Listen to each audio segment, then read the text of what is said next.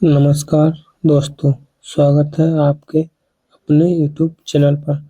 आज हम fire section में कुछ महत्वपूर्ण प्रश्न करने वाले हैं। आइए, आपका पहला सवाल है, हिंदी में मूलतः वर्णों की संख्या कितनी है? तो आपका सही जवाब होगा ऑप्शन बी 92। अगला, भाषा की सबसे छोटी इकाई को क्या कहा जाता है? तो आपका सही जवाब होगा ऑप्शन ए वर्ड। और मौखिक की सबसे छोटी इकाई मौखिक, तो इसकी हो जाएगी ध्वनि। कौन सी? ध्वनि। अगला, जिन स्वर के उच्चारण में दो मात्राएं लगती हैं उन्हें कहा जाता है?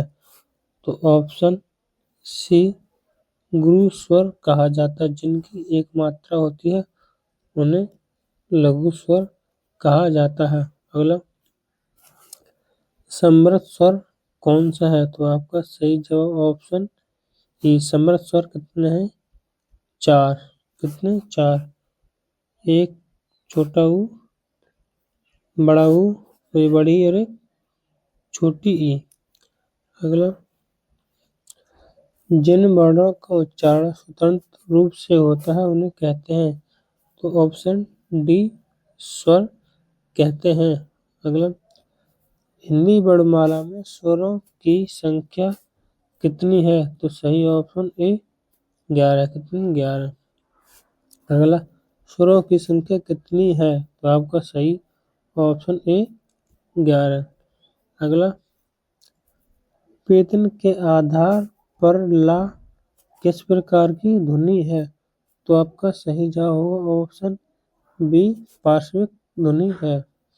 अगला, वे ध्वनियाँ न स्वर है न व्यंजन उन्हें क्या कहते हैं? तो आपका सही जवाब होगा आयोग भाग कितने? अंग और आहा ने किशोर वाजपेयी द्वारा कहा गया। किशोर वाजपेयी द्वारा। अगला,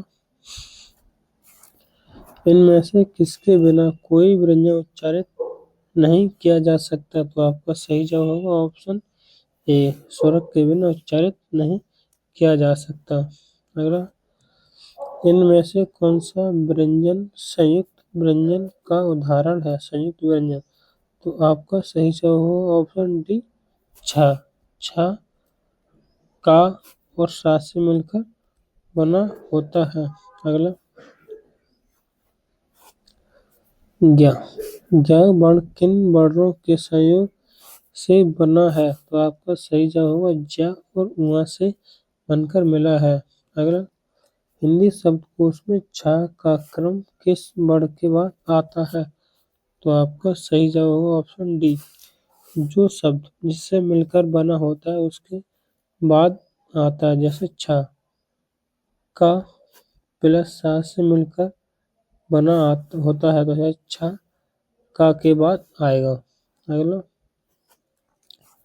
छ वर्ण किसके योग से बना है? तो सही जवाब होगा ऑप्शन सी का और सा से मिलकर बना होता है। अगला, ध्वनियों में से इन ध्वनियों का व्यंजन अंत्यष्ट क्या है? तो या, रा, ला और वै ये अंत्यष्ट व्यंजन है। अगला, या, रा, ला, वा किस वर्ण के व्यंजन है? तो भी देखा ऑप्शन ए अंत्यष्ट व्यंजन। अगला, इनमें से किसका उच्चारण स्थान कंठ है? कंठ है कावरक। कावरक का है कंठ है, तो कावरक कौन सा है? तो ऑप्शन बी खा का कंठ वर्ग। गा, अच्छा, अच्छा, अच्छा और टा इनमें से तालव्य, महाप्राण, घोष वर्ण कौन से हैं? तालव्य व्यंजन पहले तो देखो तालव्य व्यंजन कौन से होते हैं। तो चा, फिर एक छा, फिर एक जा, फिर एक झा, फिर व। ये होगा तालव्य व्यंजन। इसमें महाप्राण होते हैं 2 और 4, तो 2 पाएगा 6, सही है, महाप्राण होगा, तालव्य होगा। और घोष होते हैं 3, 4, 5। घोष कोई है तो इसमें महाप्राण व्यंजन 0 है। कितने? 0। इसमें आपको ऑप्शन सही होगा ए, ऑप्शन ए 0। अगला, इनमें से उच्चारण ओष्ठ है। ओष्ठ का कौन सा है? तो पा। इसे बोलते हैं पावर को ओष्ठ। पावर को ओष्ठ। पा, फा, बा, भा, मा। ये होगा ओष्ठ व्यंजन पा। अगला, पा वर्ग का उच्चारण स्थल क्या है? तो आपका सही जवाब होगा ऑप्शन डी, ओष्ठ। अगला, मूर्धन्य अल्पप्राण अघोष व्यंजन का वर्ण उदाहरण कौन सा है? तो मूर्धन्य व्यंजन होते हैं टा, ठा, ढहा, टिया। तो मूर्धन्य अल्पप्राण होता है पहला, तीसरा, 5वां। ये पहला है तो एक ही आ गया। अघोष होता है पहला और दूसरा, तो कहने का मतलब ऑप्शन सी, टा सही है। अगला, दंत वत्स अल्पप्राण अघोष वर्ण का उदाहरण कौन सा है? तो उसका सही जवाब होगा दंत। तो दंत में आता है दा, था, धा, धा और ना। तो दंत में जो होगा, ठीक है। अल्पप्राण तो पहला, तीसरा, 5वां। पहला आता है और तीसरा इसमें है नहीं, 5वां नहीं है। अघोष पहला, दूसरा, पहला और दूसरा ये। तो आपका सही जवाब होगा ऑप्शन डी, ता।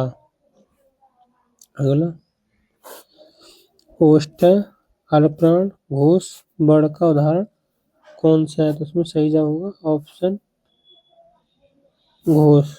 ओष्ठ को तो पावर, तो पा, फा, बा, भा और मा। ओष्ठ को सभी ये होगा। अब बोला अल्पप्राण पहला और दूसरा होता है, पहला पा और फा में से कोई अक्षर होगा। अब बोला घोष वर्ण होते हैं, घोष वर्ण सघोष होता है पहला, दूसरा, 3 और 4। 3 वाला अक्षर देखो बा।